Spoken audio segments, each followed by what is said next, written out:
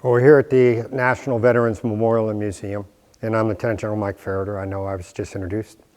We're a hub because we see this as a platform, a stabilized platform that allows us to impact, hundreds of thousands to millions of lives through our outreach and our programming.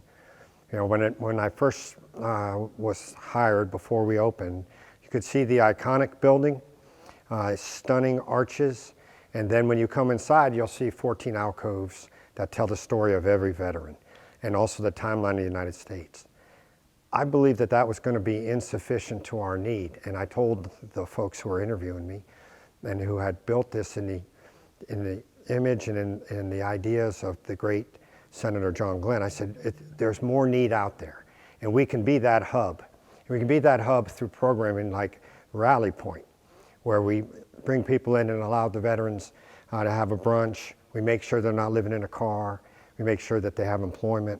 We make sure they're connected, because when veterans are connected, then they're safe. We then had to pivot, and we now do virtual rally points, and we've gone from 100 the first Saturday of the month to 3,000, 4,000, 5,000. We're the hub because we also do veteran voices and inspiring stories. And we've done 28 of these kind of virtual events in the last year. But that allows our veterans who are in a vet's home in Tampa or Tacoma, who could never really come here, to be reached and to know that they're a part of something big. We're a hub because we get to connect America to veterans and veterans to America, and to let people know when you hire a veteran, you bring a veteran on your team got better that day. Absolutely. And so we're thriving. We wrote a little op order, survive and then thrive. And as we go into 2021, things look really good for us and our ability to impact lives across the nation. We're a museum like very few. We're a storytelling museum. And we have 14 alcoves, and each alcove has some number, 7 to 9 veterans who are telling their story. Now, we down selected from 250 to 25 who have compelling stories, and they're Army, Navy, Marine, Coast Guard, Air Force, men, women, from World War II all the way up until today. And the stories that they tell are a nation called. Each alcove has a video box and tells a story. Or Why I Serve, like Lance Corporal Vargas, who his father was a Marine, and he said, if I didn't join the Marines, I'd never be a man in my family. Or Leaving Home, or Taking the Oath of Office. And then there's basic training. And then there's camp life and where we serve around the world. And then combat operations. And then letters to home and coming home. And then those that came home with a flag draped over the coffin. And then transitioning. That story, whether you see us online or you walk through the doors, it's going to speak to you. And we see granddads telling their grandsons, things that the mom turns around and looks at me and says, he's never told anyone that. Or we see brothers and brothers in arms say, Joe came through your museum and he was kind of messed up, but he's doing a lot better because he realized that others have done what he's done. So the power of that telling, and then finally our ability to connect to those who may or may not ever have served, or may not ever had a veteran in their community.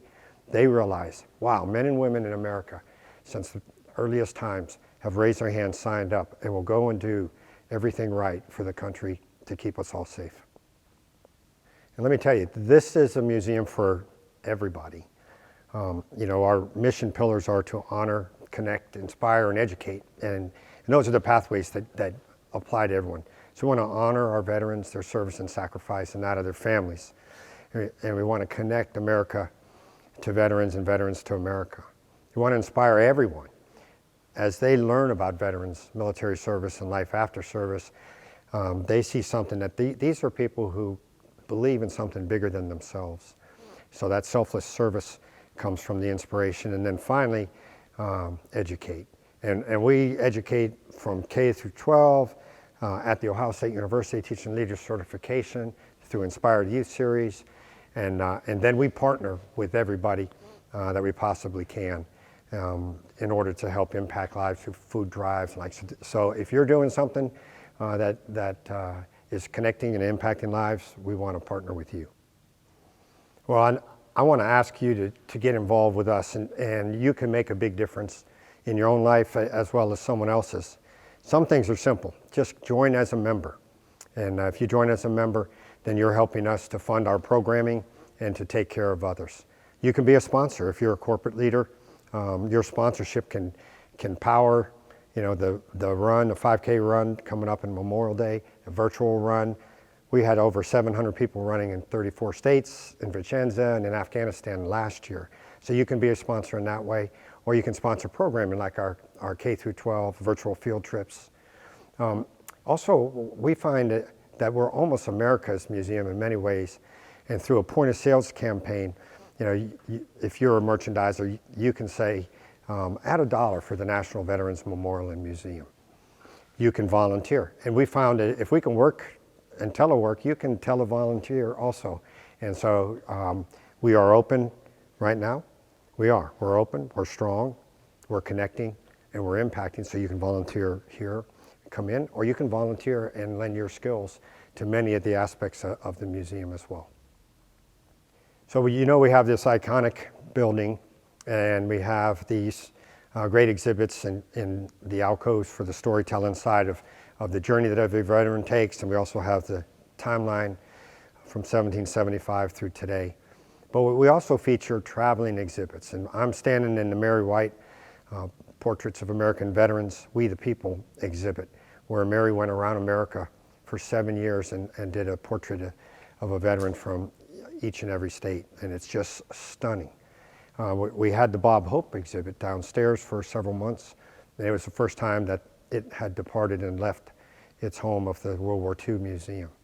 So, and next we'll have Depicting the Invisible, which talks portraits and photos regarding PTSD and those who've battled and worked their way through it. So we are very fresh all the time, and soon you'll be able to go to our virtual exhibits and feel like you've walked into an exhibit for maybe the 82nd Airborne Division or the Ranger Regiment or a Navy ship where we digitize photos and do interviews. And so those are the kind of things that we see in a very bright future.